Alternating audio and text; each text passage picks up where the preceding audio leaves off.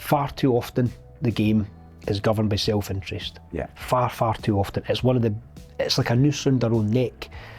The 11 to 1 voting that we talked about, the distribution model, all of this is self-preservation and self-interest.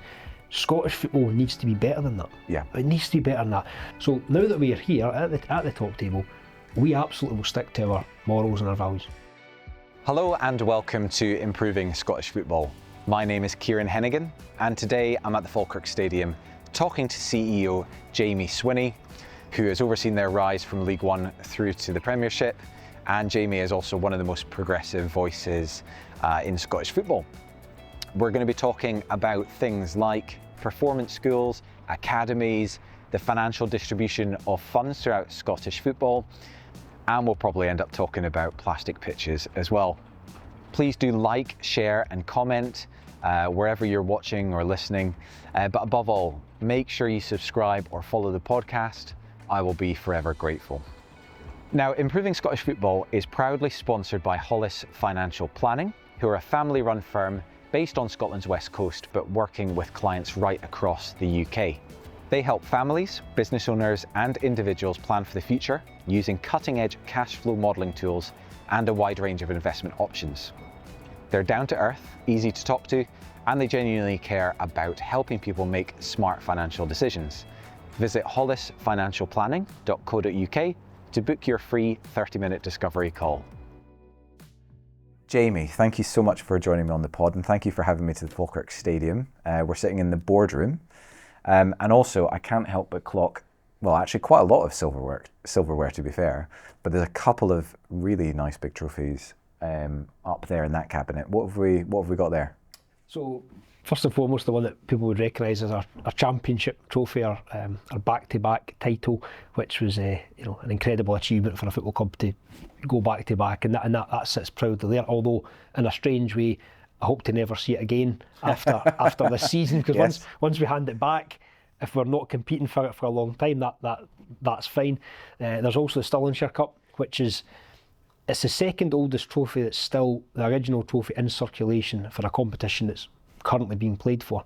So that trophy in world football. In world football. Amazing. World after football. The Scottish Cup. After the Scottish Cup. So there's obviously there's older tournaments, but quite often those trophies have either been replaced or lost, and therefore the trophy itself isn't as old as the Stirlingshire Cup. So the Stirlingshire Cup's really a beautiful trophy, very, very unique, and it's now back up and running. It did fall away for a little while, but the club's got together and we've now ran the last couple of years now. Sits proudly in our boardroom. We hope to have it here for a long time, and it's an absolute beauty. Brilliant. Right, well, let's jump straight in at the deep end then. And I'm going to ask you, if you could change just one thing about Scottish football, what would it be? There's a lot I would do. There's a lot I would like to change. Number one, I would say distribution model. I don't see why, I can't think of any logic behind why we would have a model where only 12 clubs essentially, and we're one of them at this moment in time, why 12 clubs receive upwards of 90%, it's actually over 90% of all distribution and prize money for only 12 clubs. I don't think that's required. The way the distribution model works, 83% goes to the Premiership, and then it filters down Championship, League One, League Two. The argument is, well, all the money comes in for the Sky deal, which is Premiership, so that's the counter argument against it as well. It's a Sky deal that funds, and the Sky deal is vitally important to Scottish football. But you could flatten the curve, and the overall health of the game would be better. By flattening the curve, I mean the champions of Scotland receive 15% of that pot. They don't need to receive 15%. They could receive 12 or 11 or 10, because the access, by winning the league, the access that they then get is Champions League, Europa League, Conference League football, which is in the multiple millions. So by giving up a small percentage of the Scottish pot, they are still benefiting by getting in the European pot. Now that then slides down the way to second place, third place, so on.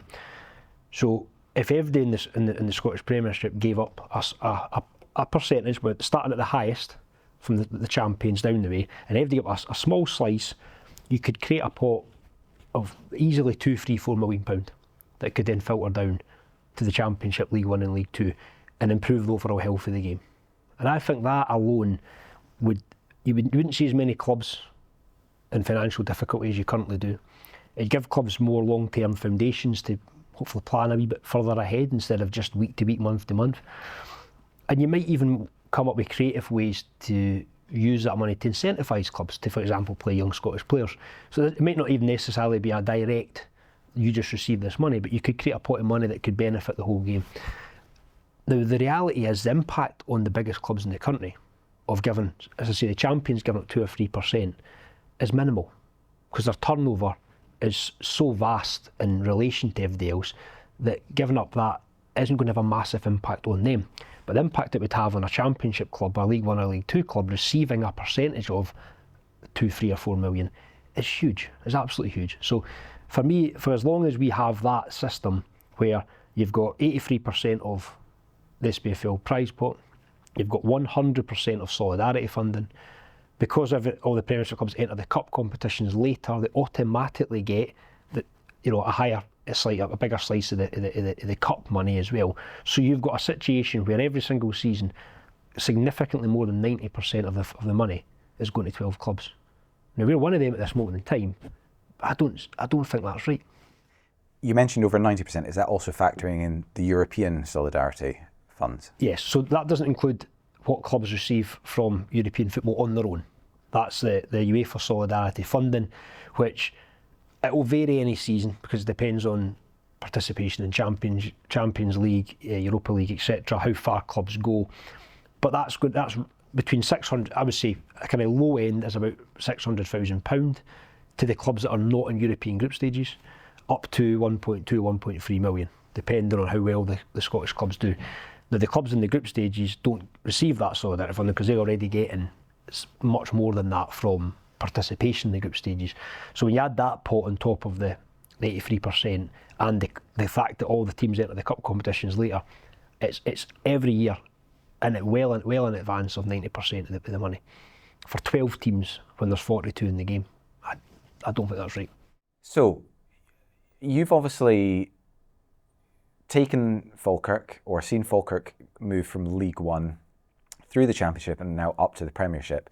So I guess you've seen, the distribution of funds up close. Like, give us some actual numbers in terms of like what were Falkirk dealing with when they were in League One? Yeah, what are the limited numbers you're having to deal with? League One is I would say it's not possible to run a full-time football club in League One. The people will say, well, Falkirk done it for 5 years. We done it for 5 years through survival in a number of ways. 1 year we had investment, which covered an operating loss. 1 year we did have cash reserves at one point when we went down to the League One, which we burnt through.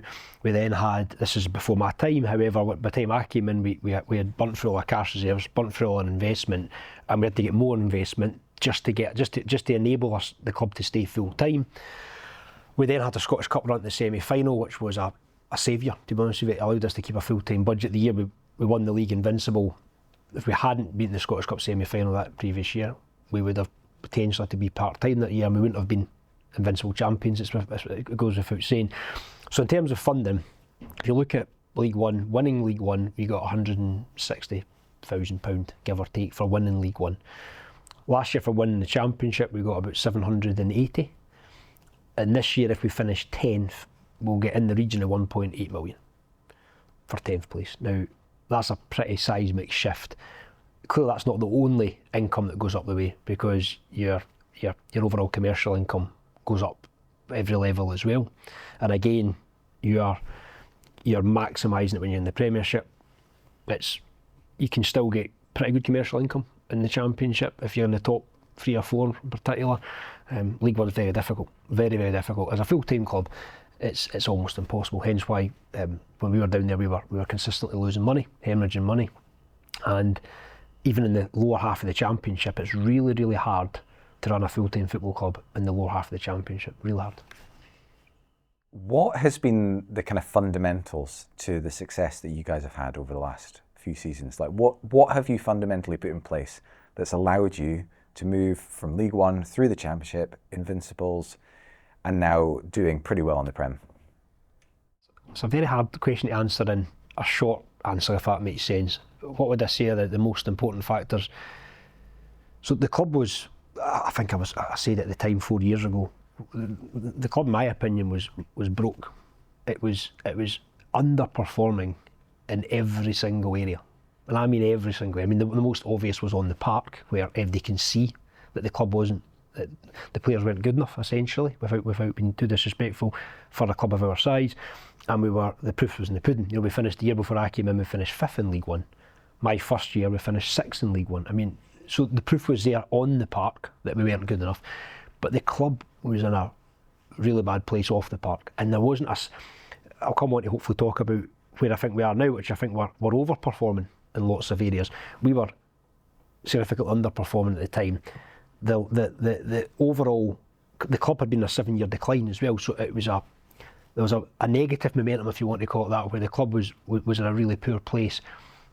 But it wasn't one decision or one error. It was collective mismanagement over a long period of time, which led the club to there. So when you flip that, how did we manage to turn that into where we are now? First of all, an unbelievably huge team effort, and I mean team including not just, we've got a relatively small staffing, but the staff, an incredible team of volunteers. The fan base bought into fan ownership, which I think was really crucial.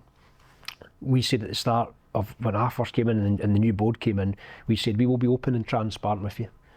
Fan ownership is a harder route to take than selling the club to a wealthy person who just comes in and underwrites losses for as long as he or she is willing to do it. It's a much harder route to take because you have to generate all your own money and then invest it sensibly, because you can't afford to run operating losses if you're a fan-owned club.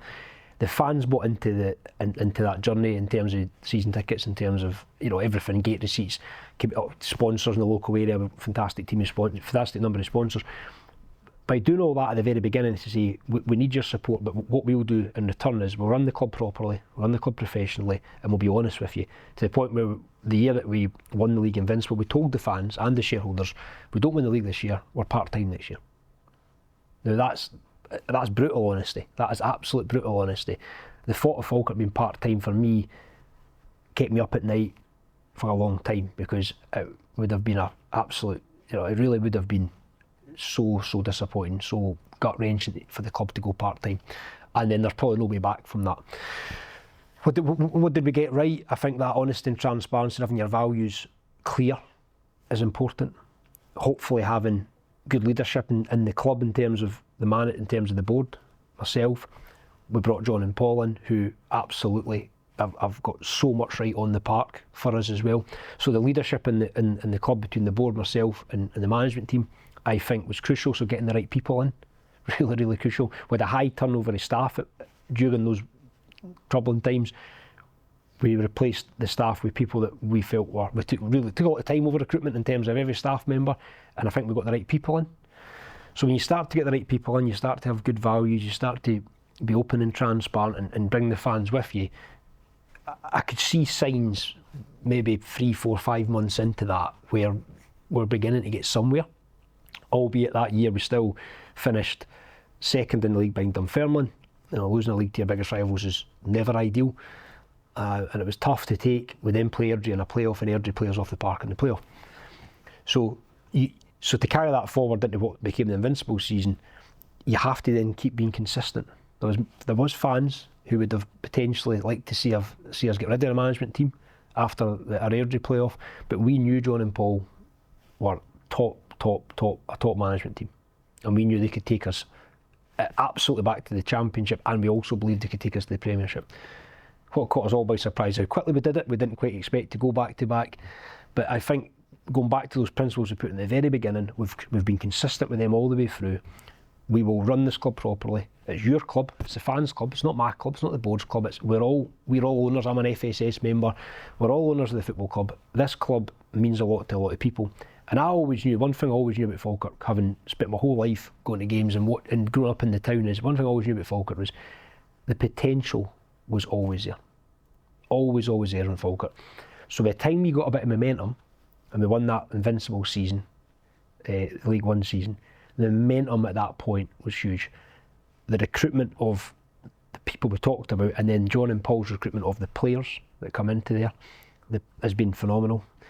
And what we've now got is, I think I've mentioned it 10 minutes ago or so, is a culture of high performance in the club.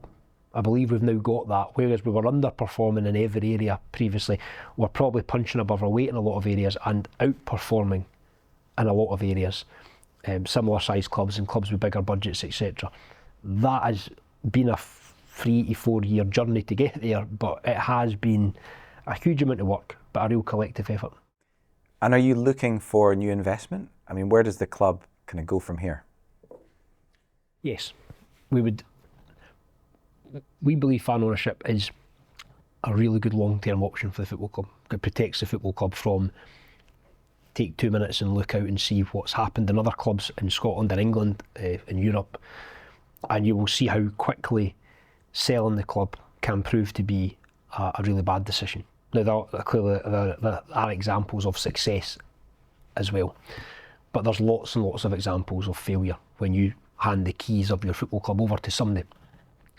What gives us the real chance of being successful is if we can also bring in a minority investor, so 25 to 33% type ownership, that supporting what's already going on in the club, having a big influence and added value to the football club, I think that gives us almost a perfect situation, which is protection of the club, fan ownership, fans having a genuine say in the running of the club, but somebody or a party or a group who can add value and investment over and above the fans' money to allow us to do bigger projects, to allow us to invest money into a training ground, allow us to invest money into a fourth stand, invest money into our football infrastructure. That gives us utopia, in my opinion. Now, we have had a lot of interested parties. Quite often, we're very selective. So we quite often close the door on a conversation. If the fit's not there, if it takes us 2 years, 3 years, if it takes us a long period of time to find the right investor, we'll just do that. And we're the ones that quite often close the door because we decide the fit's just not quite there. So these are ongoing conversations. I've no doubt there'll be more conversations this year with other potential investors. And if we eventually get to the point where we think we've got the right people or person, we'll take that to the shareholders and say, we think this is the right move for the club. This investment will allow us to do this, and this person or group are going to add value in all these ways. And then the shareholders at that point get the chance to vote and approve it. What's good is you're coming from a position of strength, and it's not like you're absolutely desperate for the money as well, which is good. Yes, I would imagine most times when investors are coming in, it's from a position of peril, probably. And we might have been there. If we hadn't won that invincible season, we might have been in that scenario where it's either part-time or sell the club. And at that point, the shareholders might have said, sell the club, because the thought of being part-time would have been traumatic. So you're right, we're in a position of strength. We think we've got a really exciting proposition, and if we can deliver that, I think it gives us the next 5 to 10 years as football club, I think, become incredibly exciting. To look a little bit more at the wider kind of issues in Scottish football, you've obviously got a strong background in kind of academy football. What are your thoughts regarding, the removal of the Academy Scotland grants, for example, and obviously, we're losing the performance schools over the next few years as well. What are your thoughts? Yeah, so we restarted our academy. In a previous life, not that long ago now, I was made redundant when a previous Falkirk board closed our academy, and I lost my job in that process. Oh, so from a personal point of view, I loved working in the academy previously. One of my previous roles, I loved it. I was really proud to see young players come through into the Falkirk environment. So that was a really hard time when I was made redundant.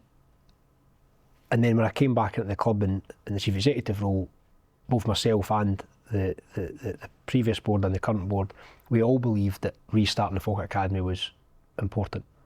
Young players coming through to represent this football club is something that the fans want, and it's something that can be very, very beneficial, both in terms of seeing players play and the fans' reaction, but also, let's face it, there's a player trading model in there that allows you to potentially make a lot more money off a player that comes through your academy than players that you're trying to just, free agents that you're trying to bring into the football club.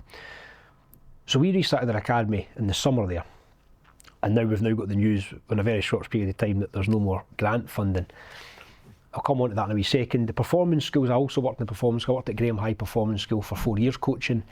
Fantastic environment, really brilliant environment.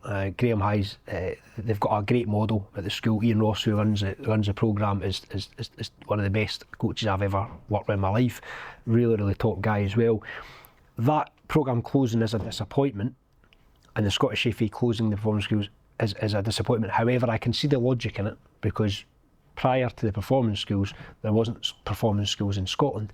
Now there's 5 Premiership clubs who all have their own performance school.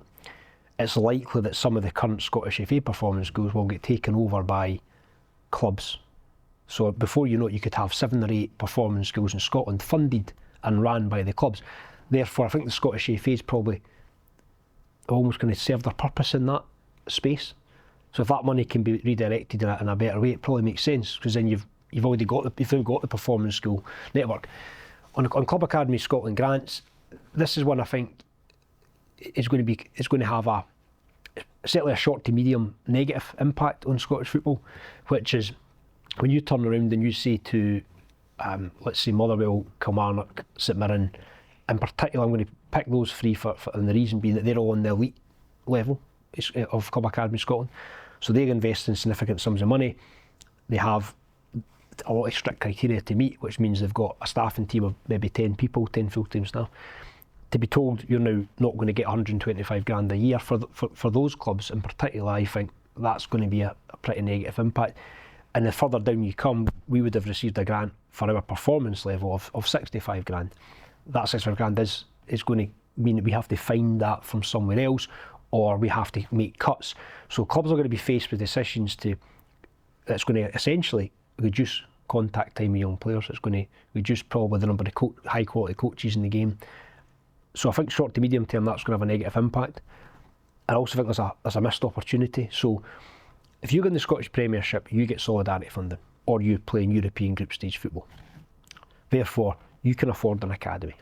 Right? It's a decision you can make, and you can run your academy as you want. If you're not in the Scottish Premiership, you don't get anything. So I think there's an opportunity here to say, what's one of our problems in Scottish football? Not enough young players playing. Fundamentally, that's what it comes down to. Yep. The £2 million for Club Academy Scotland money, I would have liked to see that redirected to the Championship, League 1, League 2, maybe even Lowland League and Highland League. But based on if you hit a minimum threshold of under 23 minutes for Scottish players in the whole season, you enter into the opportunity to earn some money. Interesting. Bonus money. Okay. So what you could do with that is say, right, Championship, your pot is £1 million, for example. League 1, and these are just throwaway numbers, 300,000. League 2, 200,000. Highland League and Lowland League, I know that's merging, 100,000 each, right? Just as an example. If you meet the minimum threshold, you can earn some of that pot. So you're in the Scottish Championship, you've got a decision to make. You can say, we're not going to play young players. That's absolutely fine. Or you can say, so you're Ayr United, you're Dunfermline, you're Morton, you're Partick Thistle, all those clubs, St Johnstone, they all run academies. So they've all made a conscious decision to run an academy.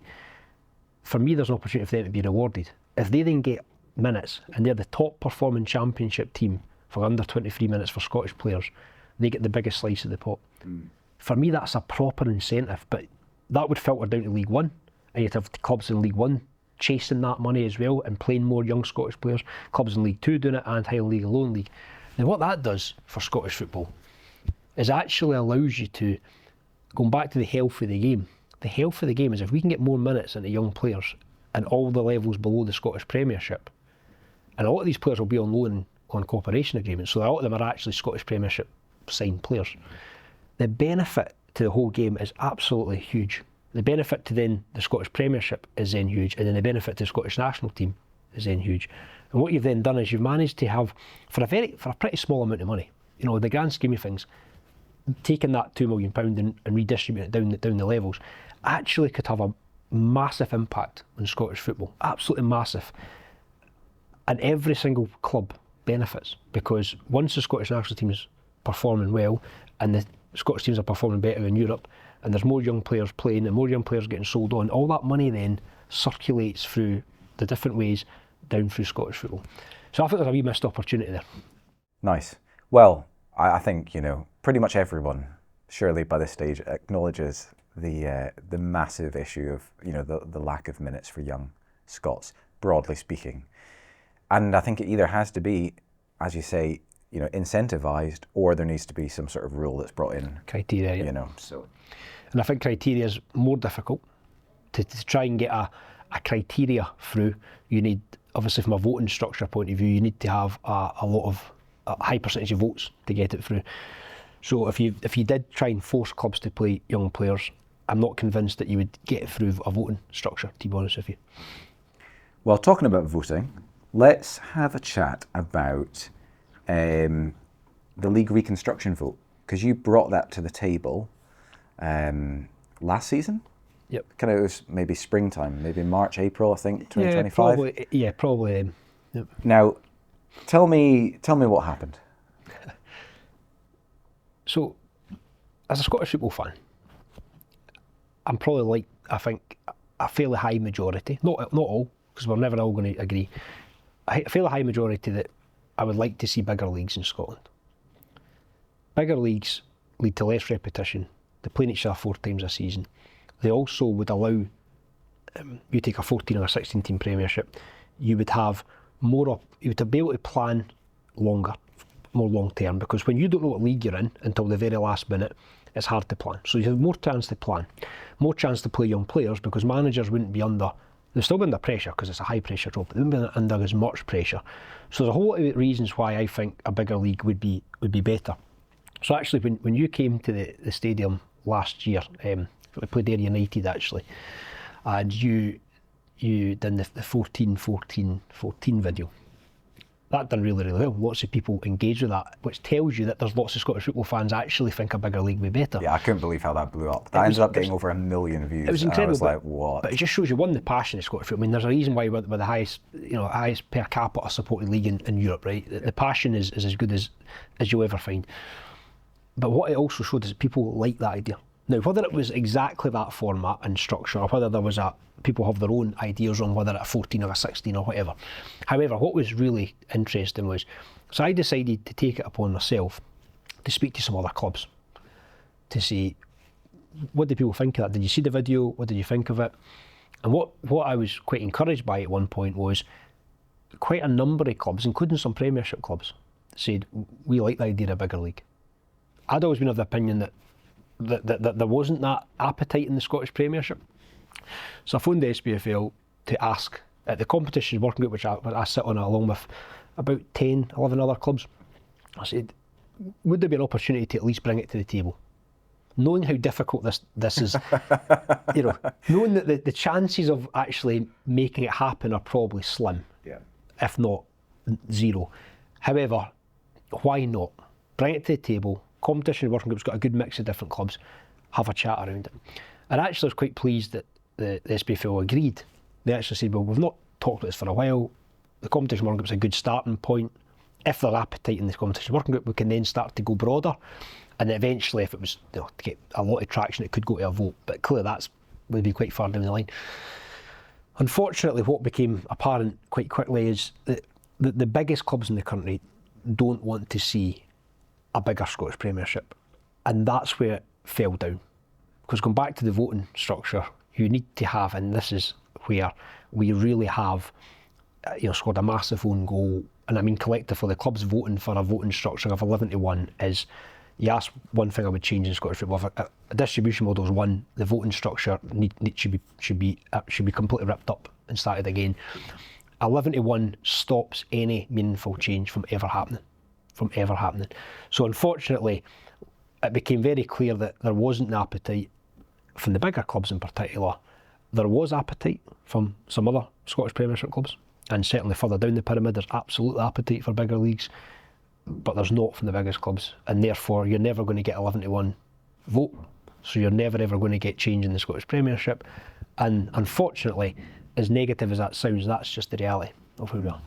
Well, thanks for bringing it to the table. I think, on behalf of kind of like all football fans, at the very least, we want the topic discussed, and it's healthy to for clubs to sit around and actually at least have a little chat about it. And if it's not now, maybe, you know, it can be brought up again in the future, and who knows. Yeah, we would be supportive of anything that can improve Scottish football. I mean, even just as recent as with the chance to vote on the solidarity, the potential distribution of solidarity funding into the Championship. This is a Scottish Premiership club vote that happens annually. This is the first year we've had a chance to vote on it, clearly.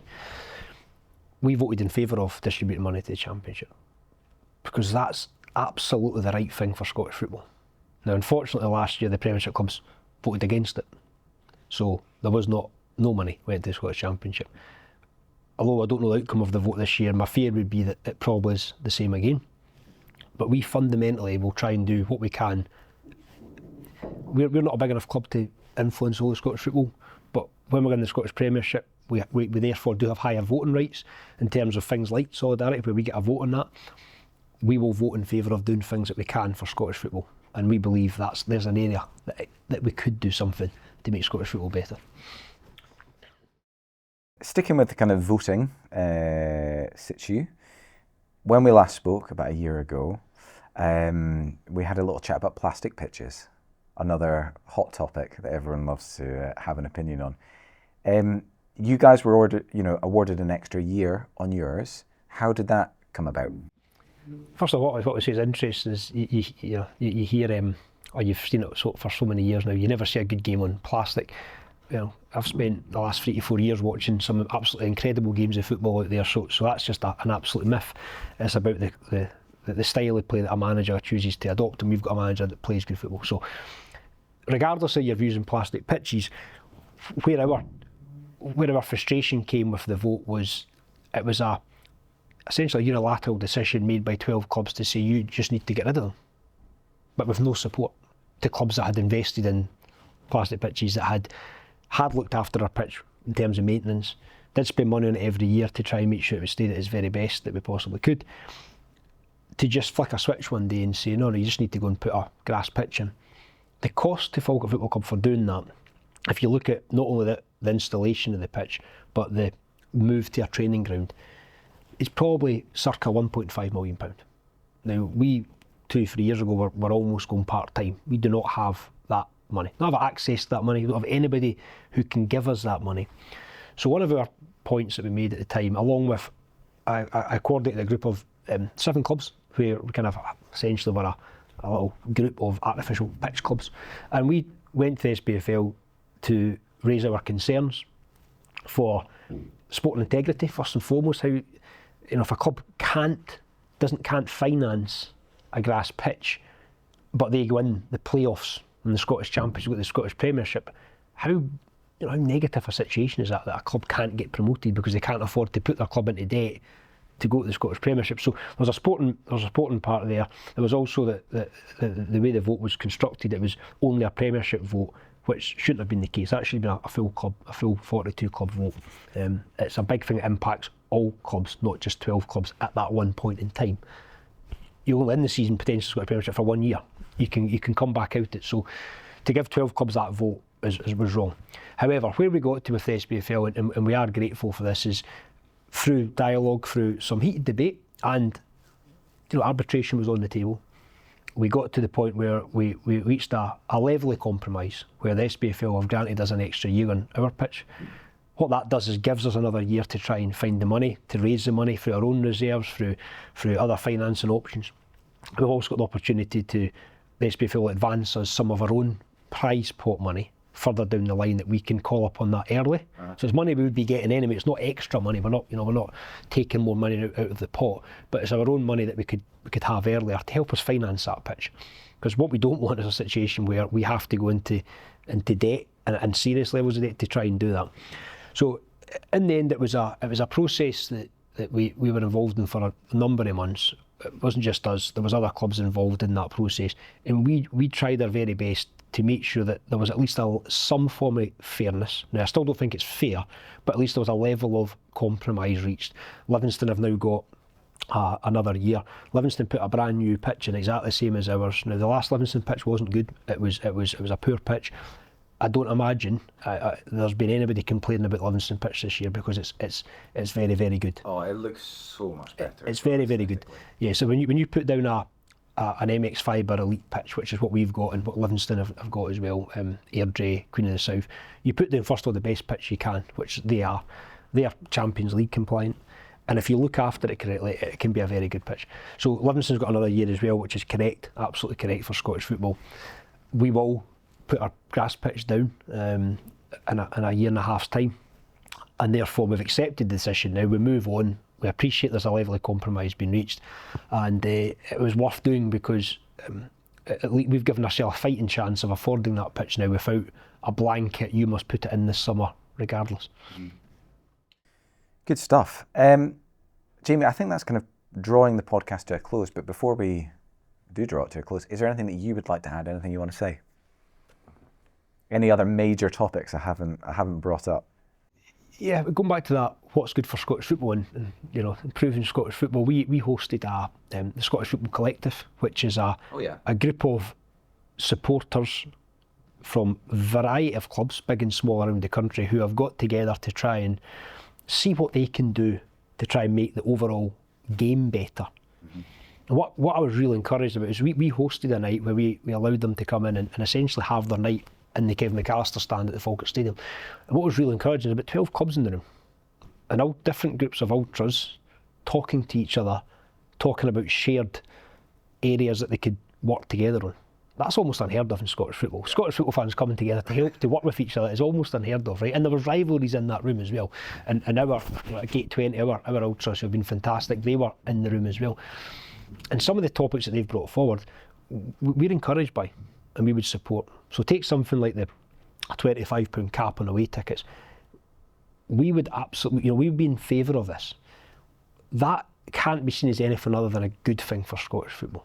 Given all away fans in the Scottish Premiership access to the same price point of ticket, if clubs choose not to do that, yes, there's a commercial argument here, but when you strip it back and think about what's right for Scottish football, these fans are travelling around the country, paying petrol, bus fares, train fares, then they're paying, at times I think, prices that are way beyond what should be charged in the Scottish Premiership. If you've got young people, you're bringing kids with you, etc., the cost of that day is enormous.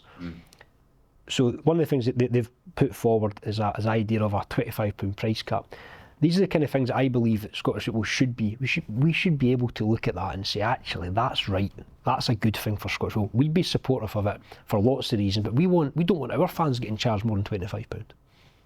I'd love to know that Falkirk Football Club supporters going away from home in the great numbers that they do are only getting charged a maximum of £25. So these are the things that I think Scottish football could come together on. Yeah. And we hosted that night. We'd be very supportive of that. And for as long as we are at the top table, we will try our best to influence positive change like that. And hopefully that's something that could come in.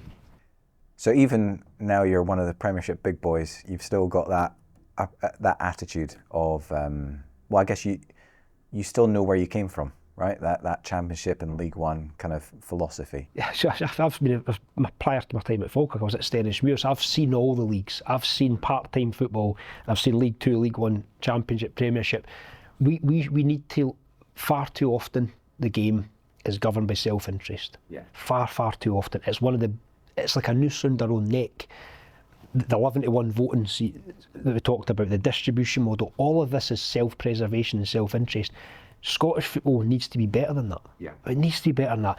So yes, you can't change it all, but we say to our fans that we will continue to do what we believe to be right for Scottish football. Going back to the very start of the podcast, you asked how do we manage to get from League One, finishing second in League One, to the Scottish Premiership? And I talked about values. Well, that's a value. That's a value to say we're going to stick to that. Not now, just because we're in the Premiership, and it doesn't mean we try and do everything we possibly can to just look after ourselves and kind of stuff the rest of Scottish football. That's so wrong, and it's probably one of the reasons that our game has never quite progressed to the level it really should do. And unfortunately, unless we've got more clubs willing to change and more clubs willing to vote on the greater good of Scottish football, we'll always have that same problem. So now that we are here at the top table, we absolutely will stick to our morals and our values. A rising tide lifts all ships. That's it. Brilliant, Jamie. Thank you for joining. Really, it's always good to sit down and chat with you. It's been great. Thanks for coming, Kieran. And thank you to everyone who is watching and listening.